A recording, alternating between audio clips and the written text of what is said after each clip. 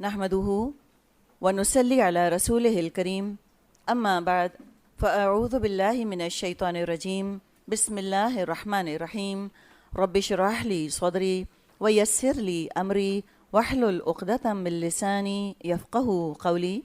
سورۃ الحاقہ مکی صورت ہے، 2 رکوع ہیں اور 52 آیات ہیں۔ حاقہ مطلب ہے حق ہونے والی۔ سورہ قلم جو الحمدللہ ہم نے مکمل کی، اس میں عقیدہ آخرت کا ذکر تھا، اور یہ بھی ہم نے دیکھا تھا کہ آخرت کو ماننے سے انسان کے اخلاق پر اور کردار پر کیا اثر پڑتا ہے۔ وہ باغ والوں کا قصہ پڑا، جو نہیں مانتے آخرت کو وہ بس دنیا ہی دنیا سمیٹتے ہیں، اور آخرت کو جب انسان مانتا ہے تو اس کا تو نقطہ نظر، اس کا تو پرسپیکٹیو ہی چینج ہو جاتا ہے۔ الحاقہ میں قیامت کے دن کا بیان آئے گا، اس کا ڈسکرپشن ہے، کتنا شدید ہوگا، کتنا ہولناک ہوگا، کیا حالت لوگوں کی ہوگی، دنیا کس حال میں ہوگی، یہ ذکر یہاں پر ہم پڑھیں گے۔ یوں سمجھیں کہ مضمون میں تھوڑی تھوڑی مشابہت سورہ واقعہ کی ہم کو ملتی ہوئی محسوس ہوگی، بلکہ واقعہ لفظ یہاں سورہ الحاقہ میں آیت نمبر 15 میں واقعہ لفظ بھی موجود ہے۔ شروع ہوتی ہے بسم اللہ الرحمن الرحیم۔ الحاقہ ما الحاقہ وما ادراک ما الحاقہ۔ حق ہونے والی، کیا ہے حق ہونے والی، اور تم کیا جانو کیا ہے حق ہونے والی۔ الفاظ میں اور معنوں میں دونوں میں آپ کو شدت محسوس ہو رہی ہوگی۔ بالکل صحیح تجوید کے ساتھ اس کو اگر پڑھا جائے تو ان الفاظ کو نہ سمجھتے ہوئے بھی ان کا دل پر ضرور ایک اثر پڑے گا۔ شدت ہے اس کے اندر، اور یہ شدت اس لیے ہے کہ مکے والے شدت سے جھٹلا رہے تھے قیامت کو۔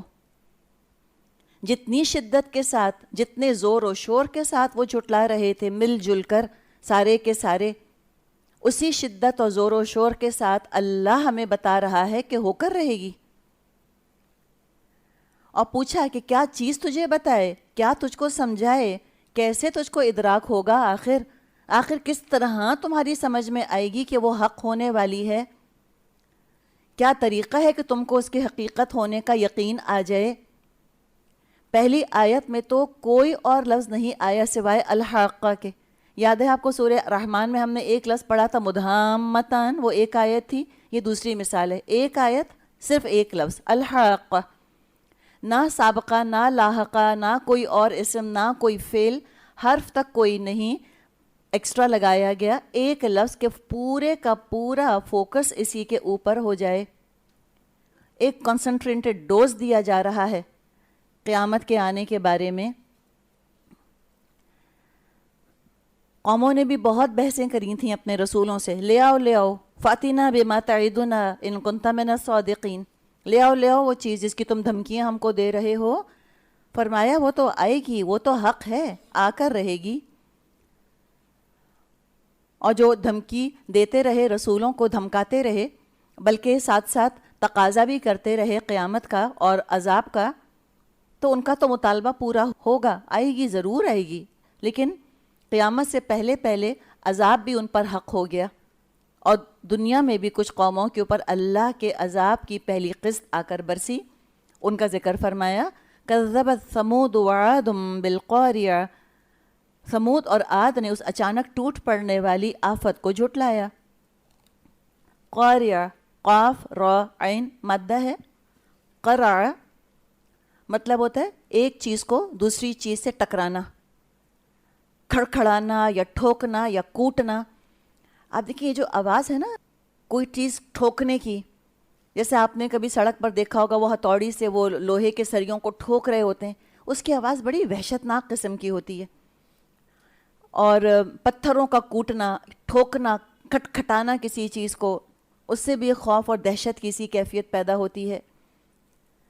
تو یہ القاریہ قیامت کا نام ہے، حاقہ بھی قیامت کا نام ہے، اور وہ تو قاریہ ہوگی، کھڑکھڑانے والی، کوٹنے والی، اٹھا پٹخ ہو رہی ہوگی، پہاڑ اڑ رہے ہوں گے، زمین کوٹ کوٹ کر چپٹی کی جا رہی ہوگی، چاند اور سورج جمع ہو جائیں گے اور تارے بے نور ہو رہے ہوں گے، تو سوچی نا کیا قرارہ کا معاملہ ہوگا، کیا ہنگامہ اور کیا شور ہوگا۔ ان سب کیفیات کو ایک لفظ میں جمع کر دیا کہ جو سمود تھے اور عاد تھے، انہوں نے بھی القاریہ کو جھٹلایا، اور القاریہ نام کی بھی صورت ہے، 30ویں پارے میں انشاءاللہ پڑھیں گے۔ تو انہوں نے جھٹلایا تو پھر کیا ہوا؟ فَأَمَّا ثَمُودُ، تو جہاں تک سمود کا تعلق ہے، فَأُهْلِكُوا بِالطَّاغِيَةِ، ایک سخت حادثے سے ان کو تو ہلاک کر دیا گیا۔ اتنی سی بات تھی۔ جہاں تک سمود، وہ لگتا ہے نا کہ ہاں as far as smooth are concerned, لگتا ہے کوئی بڑی بات ہی نہیں، لاکھوں کی آبادی، وہ ان کی تہذیب، وہ تمدن، وہ کلچر، سب ختم۔ ایک طاغیہ نے ملیا میٹ نسیم منسیہ کر دیا ان کو، ایسے ہو گئے جیسے کبھی بسے ہی نہ تھے۔ طاغیہ، طغا سے اس میں فاعل ہے مؤنث کا، حد سے بڑھنے والی۔ کہیں سیحہ کہا اس کو، کہیں سائقہ کہا۔ آواز حد سے بڑھ گئی تھی، حد سے بڑھ گئی آواز، اور اس نے ان کو تباہ اور برباد کر دیا، اور جس کو ہم انگلش میں کہتے ہیں ویری ریل فٹنگ پنشمنٹ۔ یہ بھی اللہ کی نافرمانی میں حد سے بڑھ گئے تھے۔ چھوٹی موٹی نافرمانیوں پر اللہ تعالیٰ عذاب نہیں دیتا، لیکن نافرمانی کو لائف سٹائل بنا لیا جائے اور نافرمانی ہی میں اللہ کی تمام حدیں توڑ کر اور اس پر ڈٹ جایا جائے، تو پھر اللہ تعالیٰ عذاب نازل فرمایا کرتا تھا کہ رسول موجود ہیں اور تمہارا یہ حال ہے۔ تو آواز کو اللہ تعالیٰ نے حد سے بڑھا دیا۔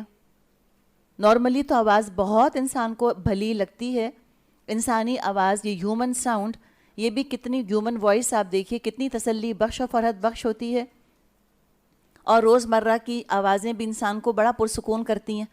چھوٹی چھوٹی آوازیں دیکھیں نا، اب گھر میں داخل ہوتی ہیں، فریج کی آواز یا کسی مشین کی ہلکی پھلکی سی آواز، یہ کوئی ہلکی سی ورڈلنگ ساؤنڈ، یہ ایک بیک گراؤنڈ کے اندر یہ آوازیں ہوتی ہیں، اور جب لائٹ جاتی ہے تو انسان کو سناٹے کا احساس ہوتا ہے، حالانکہ بول کوئی نہیں رہا ہوتا، اس کے باوجود لگتا ہے پنکھا بند، فریج بند، خاموشی چھا جاتی ہے بالکل۔ تو یہ چھوٹی چھوٹی آوازیں یہ ہماری ضرورت ہیں، ہمیں اچھی لگتی ہیں۔ اسی آواز کو اللہ تعالیٰ نے ذرا سی ڈھیل دے دی، حد سے بڑھا دیا، اور وہ قوم تباہ ہو کے رہ گئی۔ اور دوسری قوم وَأَمَّا عَادٌ، اور جہاں تک عاد کا تعلق ہے، ایک یہ طریقہ بھی بس سمجھنے والا ہے نا، وَأَمَّا عَادٌ، اور ہاں وہ جو عاد تھے، لگتا ہے وہ کوئی حیثیت ہی نہیں رکھتے تھے، وہ کیڑے مکوڑے، وہ بھنگے چھوٹے چھوٹے، وہ عاد۔ کیا ہوا؟ فَأُهْلِكُوا بِرِيحٍ صَرْصَرٍ عَاتِيَةٍ، ایک شدید طوفانی آندھی سے تباہ کر دیے گئے۔ ارم ذات العماد ان کا ڈسکرپشن آتا ہے، ایسے لمبے چوڑے جیسے ستون، لم یخلق مثلها فی البلاد، شہروں میں تو ایسی مخلوق پیدا ہی نہیں ہوئی۔ اتنے فزیکلی اسٹرانگ تھے، بڑا ناز تھا ان کو اپنی جسمانی طاقت کے اوپر۔ ہوا جیسی چیز نے ان کو ہلاک کر دیا، فیدر ویٹ، ایسی ہلکی پھلکی چیز کو اللہ نے حد سے بڑھا دیا، ہوا نے ان کو ہلاک کر دیا۔ سرسر، سریر، مسلسل آواز کو بھی کہتے ہیں، اور سنسناتی ہوا، مسلسل ہوا جو چل رہی تھی، اور یہ خاص ایک ہوا کا نام ہے باد سرسر، جیسے باد سموم، سموم جس کو کہ ہم لو کہتے ہیں جو آج کل چل رہی ہے، کس بلا کی گرمی پڑ رہی ہے آج کل، الحمدللہ، اللہ کا شکر، اس کا بھی اپنا مزہ ہے الحمدللہ، گرمی کا بھی، اس کو ہم اردو میں لو کہتے ہیں، لو چل رہی ہے، یہ باد سموم ہے، تپتی ہوئی گرم ہوا۔ ایک ہوتی ہے باد سرسر، سردی کے موسم میں یہ شمال سے چلا کرتی تھی، بہت تند اور تیز، شدید ٹھنڈی، ہم کوئٹہ ونڈز نہیں کہتے جن کو سائبیرین ونڈز ہم کہتے ہیں، ایسی ہوا، شدید سردی۔ یہ دو ایکسٹریمز ہیں، ایک ہوتی ہے باد نسیم جو شاعروں کو بہت اچھی لگتی ہے، تو ہلکی ہلکی ہوا جو ان کے محبوب کی زلفوں سے اٹکھیلیاں کرتی رہتی ہے، اور اس قسم کی وہ باتیں کرتے رہتے ہیں، لیکن بہرحال ان دو ہواؤں کا ہمیں ذکر ملتا ہے۔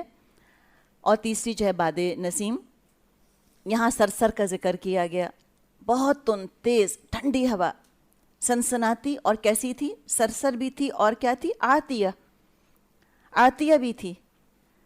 عتو کا مطلب ہوتا ہے سرکشی، عاتیہ اپنی انتہا کو پہنچی ہوئی، بہت ٹھنڈی، بے انتہا تیز، اور اس ہوا نے عاد کی قوم کو ہلاک کر دیا۔